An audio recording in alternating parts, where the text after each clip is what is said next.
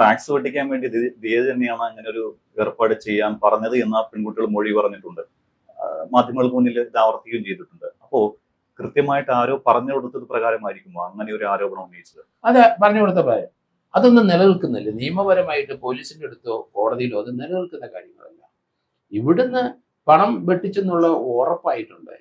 അത് ഇവരുടെ അക്കൗണ്ടിൽ പോയിട്ടുണ്ടെന്ന് ഉറപ്പായി. പിന്നെ അങ്ങനെ ഒരു കൗണ്ടറൊക്കെ പറഞ്ഞിട്ടൊന്നും ഏൽക്കില്ല. നിയമപരമായിട്ട് അത് ഏൽക്കില്ല. നമ്മൾ ഈ ഒരു കേസിന് സത്യസന്ധമായിട്ട് ഒരു അന്വേഷണ ഉദ്യോഗസ്ഥനാണെങ്കിൽ മതി, സഫീഷ്യന്റ് എവിഡൻസ് വന്നു കഴിഞ്ഞു, 2 സെക്ഷൻ അനുസരിച്ചുള്ള എവിഡൻസ് വന്നു കഴിഞ്ഞു, പിന്നെ അറസ്റ്റ് ഇല്ലാതെ വേറൊരു മാർഗ്ഗമില്ല. അതുകൊണ്ടാണ് അവർ ഒളിവിൽ പോയത്. അവരുടെ വീട്ടിലെ 3 പേര് അവർ എവിഡൻസ് അന്നിങ്ങനെ ചാനലിന് മുമ്പിലൊക്കെ കിടന്ന് ഇങ്ങനെ പറഞ്ഞെങ്കിലും പോലീസിന് മുമ്പിൽ ഒരു സ്റ്റേറ്റ്മെന്റ് കൊടുക്കണം.